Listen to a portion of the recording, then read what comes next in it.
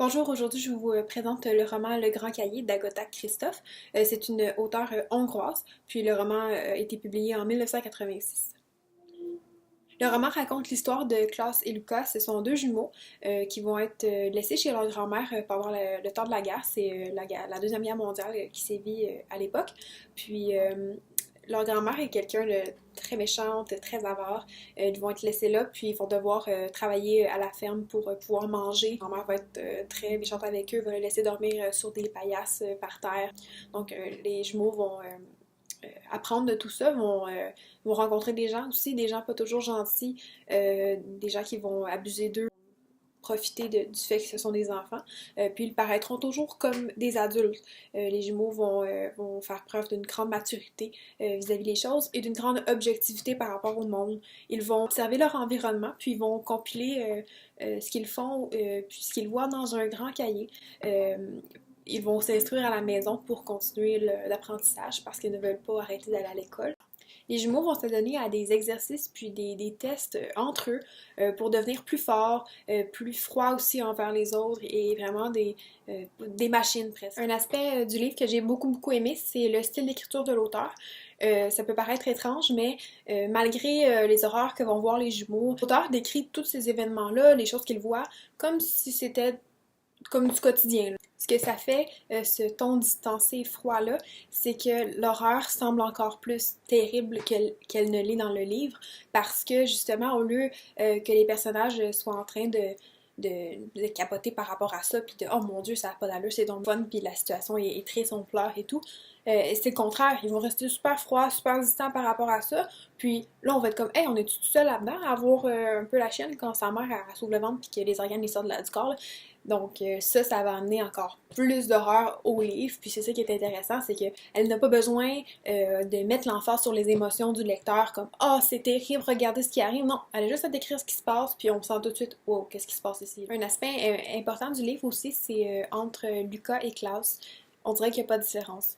Les deux jumeaux forment presque une seule personne, ils parlent à la quatrième personne du pluriel, toujours, et ça l'amène une drôle de touche au livre, parce que pourquoi il y avait besoin d'avoir deux personnages, pourquoi pas juste une... On finit par à la fin, les deux jumeaux vont se séparer pour chacun partir l'un dans un pays, puis l'autre rester à la maison, à la campagne de la grand-mère, puis à cause de cette séparation-là, on reste sur notre faim puis on sait pas ce qui va se passer parce qu'ils ont toujours parlé au nous. Là, si on a un roman avec un à l'autre bout du monde puis l'autre à... Ils vont faire quoi, là, ça marche plus. Donc, ça l'amène encore plus de suspense, puis ça donne le goût de lire les deux autres tomes. Aussi, ce que j'ai mis dans le grand cahier, c'est la place de l'apprentissage de l'écriture malgré la guerre. Je pense que c'est une des belles valeurs du livre.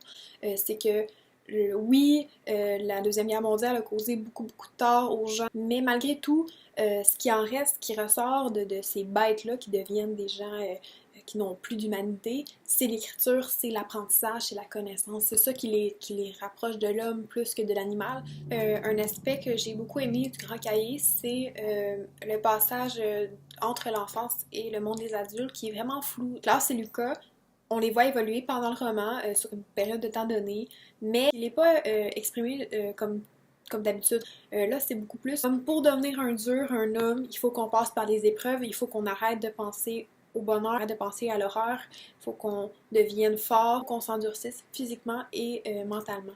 Puis ce que j'ai trouvé bien, c'est que parfois on voit qu'il y a encore quelque chose de fragile. Puis c'est rare dans le roman parce que les jumeaux ont toujours l'air froids et sûrs de leur affaire. Je vais vous lire un petit passage qui est inscrit à la couverture. Il décrit « Nous ne voulons plus rougir ni trembler, nous voulons nous habituer aux injures, aux mots qui blessent. » Donc, on voit qu'ils sont encore sensibles à ça. Un aspect que j'ai moins aimé du roman, je pense que c'est la fin, parce que justement, on est laissé sur notre faim.